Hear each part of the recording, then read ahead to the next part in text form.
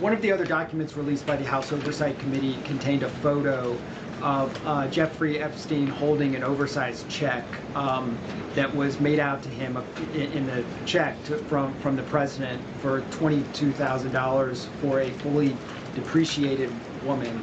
I wondered if the president has any recollection of that, or what you guys make of that photo that was included in those documents. Did you see the signature on that check? It is not Donald Trump's signature. It is absolutely not. The president did not sign that check. Well, that was both very defensive and very much a lie on its face. So as not to bury the lead here, let's take a look at the whole history of Trump's signatures. If you're going to claim that the signature at the top left doesn't look like literally every other signature on that page, then you are either a liar or an idiot. In the case of Karoline Leavitt, take your pick. I mean, I'm sorry, but I couldn't imagine that signature looking any more like this signature. I'm not sure what mental gymnastics you have to do to convince yourself otherwise, which exposes the con of the GOP, because even though this scheme is so blatantly transparent, you've still got the usual mouthpieces pretending, literally pretending, that what we can all see with our own eyes is somehow not real. Charlie Kirk wrote, "Does the below from the Wall Street Journal look like the actual signature from the president? I don't think so at all. Fake." Benny Johnson wrote, "The Wall Street Journal just released the letter they claim President Trump sent to Epstein. Is this really the best they could do? Trump has the most famous signature in the world. Time to sue them into oblivion."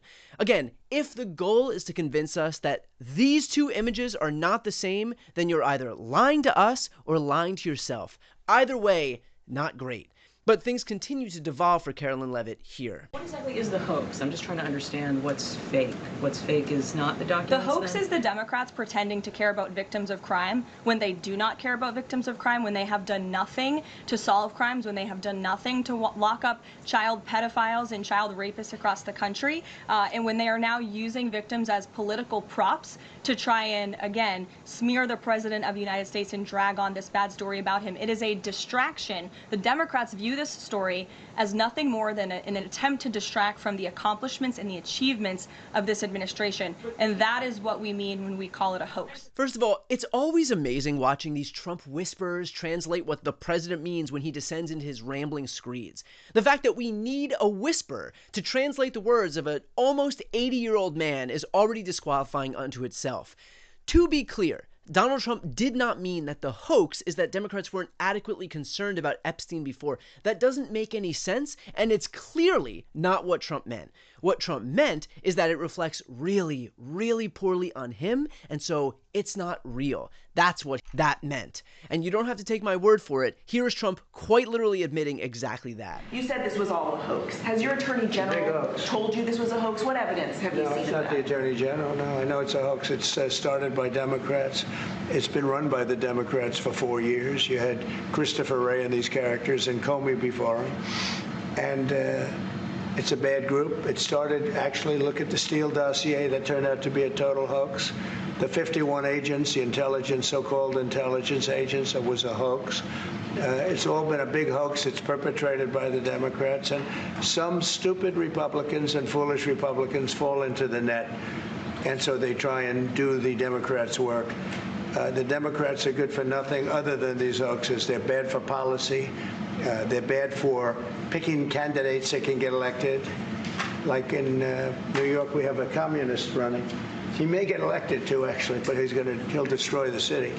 It's I call it the Epstein hoax. It takes a lot of time and effort. Instead of talking about the great achievements, we've had a great gentleman yesterday, as you know, went on CNBC and he made the statement that Trump may go down as the greatest president of all in the United States. And instead of talking about the things we've achieved, we've had tremendous achievement. They're wasting their time with a guy who obviously had some very serious problems, who died 3-4 years ago. I'd rather talk about the success we have with the economy, the best we've ever had, and all of the things we've done, including the Middle East. I mean, you see it. Instead, they want to talk about the Epstein hoax. And the sad part is it's people that are really doing the Democrats' work. They're stupid people. So it's very nice of Karoline Leavitt to spin his very clear comments into something more convenient, but all the polish in the world is not going to fix that turd. The reality is that Donald Trump thinks his supporters are morons, and he wants to convince them that the thing he himself campaigned on isn't real because, again, if it is real, then its connection to him hurts him. He can't have that, and so he's in the process of convincing his base that it's all a figment of our imagination cooked up by those manipulative Democrats to hurt dear leader Donald Trump, even though this is what we saw on the campaign trail. A lot of big people went to that island, but fortunately, I was not one of them. It's just very strange for a lot of people that the list of clients that went to the island has not been made public. Yeah, it's very interesting, isn't it? Probably will be, by the way. Probably. So if you're able to, you'll be. Yeah, I'd certainly take a look at it. Now, Kennedy's interesting because it's so many years ago. You know, they do that for danger too, because, you know, endangers certain people, et cetera, et cetera. So Kennedy is very different from the Epstein thing. But yeah, I'd be inclined to do the Epstein. I'd have no problem with it. Bill Clinton. Nice guy. Got a lot of problems coming up, in my opinion, with the famous island with Jeffrey Epstein. You raised the question of Jeffrey Epstein in your remarks about in the Q&A. Well, I think he's got a problem. I mean, what do you think the problem will be? I don't know, but that island was really a cesspool. There's no question about it. Just ask Prince Andrew. He'll tell you about it. The island was an absolute cesspool. And worse yet, he also filled his cabinet with people who said the exact same thing. Everybody in politics has a vice that's much worse than alcoholism, is the way that I put it. But we release the list. Seriously, we need to release the Epstein list. That is an important thing. Why is the FBI protecting the greatest pederast, the largest scale pederast in human history? Simple, because of who's on that list. Folks, please keep your eye on this case. I can't emphasize to you enough. This Epstein thing is there's more than meets the eye there. I know a lot of people want to make this thing go away. There is absolutely no way that the now CIA director, Catherine Rumler, and everyone else didn't know they were talking to a sex offender. The question is, why were they talking to him and what were they trying to make go away? Does it have anything to do with the extensive video network alleged to have existed on his island and on his plane? So was it a hoax when Trump was talking about it to pander to voters? How about Kash Patel, Dan Bongino, Don Jr., J.D. Vance, Pam Bondi?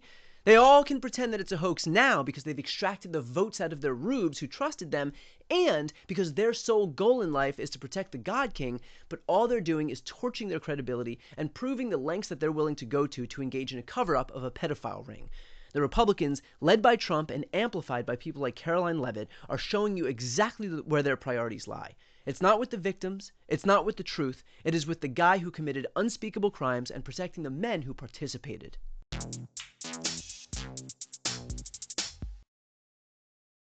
Before you go, if you enjoyed this content and you want to see more and support independent media, please subscribe to this channel. The subscribe button will be right here on the screen. But second, the reality is that we are now in a political environment where this administration can lean on any of the social media platforms to suppress certain voices if they don't like critical coverage. That means my longevity here is in the hands of a few tech billionaires who are already making it clear that they are willing to cater to this administration. To that end, signing up for my newsletter is a way for me to reach you directly if that ever becomes necessary. I'll put the link right here on the screen as well, so please sign up. It's free, but there's also an option to do a paid subscription if you'd like to support me and my team. I really appreciate it. Thanks so much.